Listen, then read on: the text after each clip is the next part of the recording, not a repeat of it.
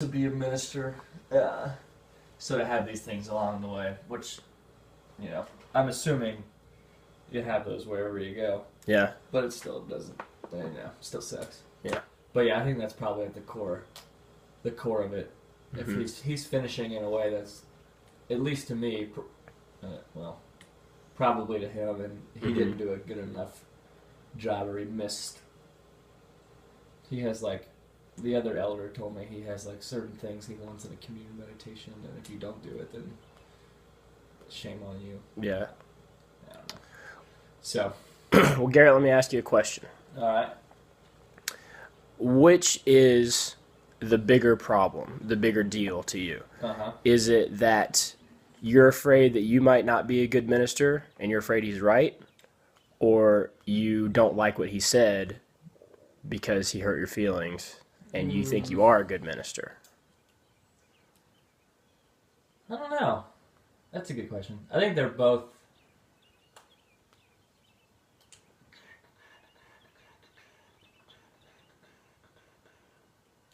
I think they're both legitimate concerns of mine. Mm-hmm. And I think when people question what I do, then that brings up the more, am I doing a decent job? Mm-hmm. So, I think those two questions for me are about even in importance. But really, I think is probably the more important if I sit down and think about it. What he thinks is not as important as, at least in my eyes, not as important as the question of if I'm doing a good job or not. Mm-hmm. So maybe it is. Maybe it is the deeper question is sometimes doubts of whether I'm cut out for it. Yeah. So a little bit of both. It's a good question, though. Okay. Yeah, I don't know if I answered the question. You did.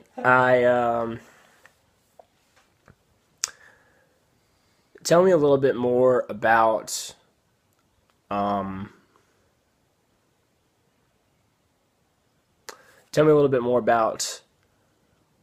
what it is that you want to do with these feelings that you have.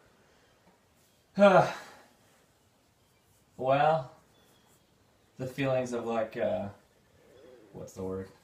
Is that a word? Animosity? Yeah. Towards the elder. This tension. Yeah, the tension. What am I going to do with it? I don't know. I told myself the first time I was going to let it go, and then the second time, if he did it again, I was going to be like, all right.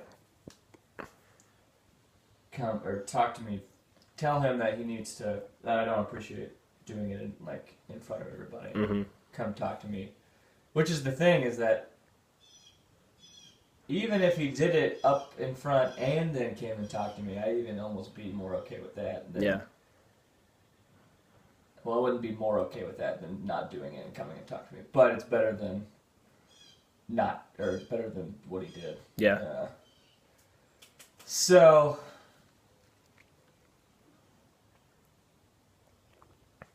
I don't know. I think probably I would say I would sweep it under the rug, and then I think my time at Westside is almost done. Mm-hmm. At least 7-8 months probably. So what is it? Is it worth talking? At least now. Yeah. It's been a while. But I know that if he says something that's questionable, it's going to make me mad in a way that I might address it at some point. Yeah. But my inclination and my personality says to brush it off. Mm-hmm. Who cares? Which is probably not a great thing, but it's also not bad in a way that I'm going to go and cuss him out or something like that. Sure, yeah. So, what do I think I want to... It's been a month, so I'm almost to the point of it's in the past, whatever. Sure. But, when I'm at church and next time I give communion meditation, I'm sure it's gonna come up. Which maybe that means I need to ask him what he looks for in a communion meditation to make sure that I have it all down for him. Yeah. So I don't know. inclination is to sweep it under the rug, and if he says it again, does something again, then talk to him maybe. Mm-hmm. But that's what I said last time, so Yeah. who knows? Okay. Yeah. What do you think, in your opinion, as far as from a personal and professional and a ministerial standpoint, what do you think would be the best outcome for this situation that you have with not getting along with this elder?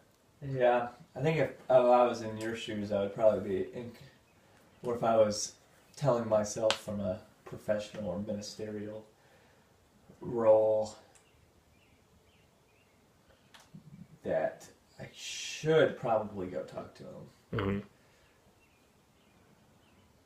Maybe not even in a way that was like, well, I don't know.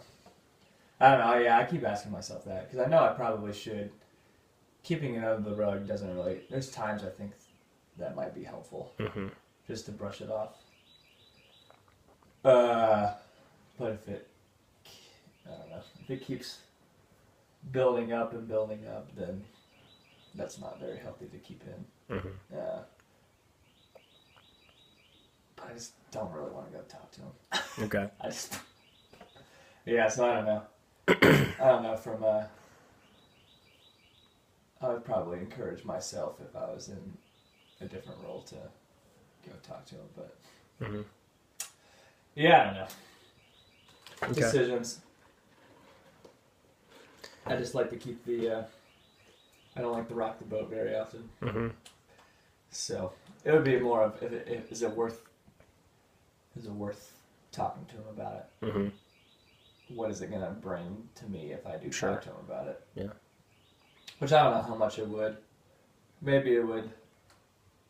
I don't imagine it makes me feel, or make my feelings towards him change drastically. Maybe it would sway it hopefully it would be in a better way. If we talked about it.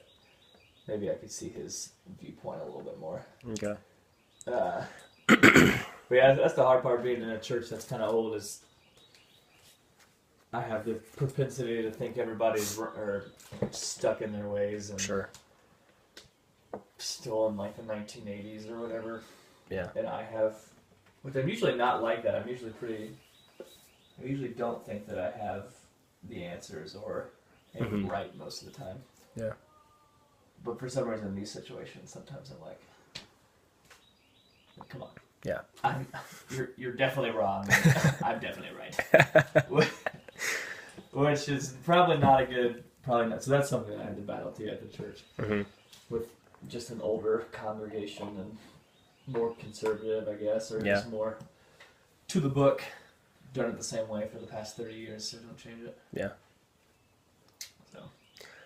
So would it be fair to say that you view this as more of a personal issue between you and him, rather than like affecting the whole ministry of the church or affecting like the way the church interacts? Yeah, I don't think it has too much else to do with. I mean, who knows what everybody else has to say about it. I haven't asked. Nobody's mentioned it, or I haven't asked anybody about it. But yeah, I think it seems like it's just more of a. I don't think it's affecting what I do with youth, so that's good. At least I don't think it is. And I don't think it's affecting church as a whole. I don't think. Okay. But yeah, that's a good question too.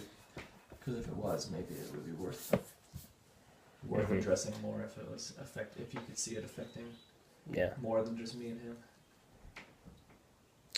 So if you had to kind of name what was missing in this relationship, what do you think would say, what does this relationship need between you and this guy to be less abrasive? Yeah.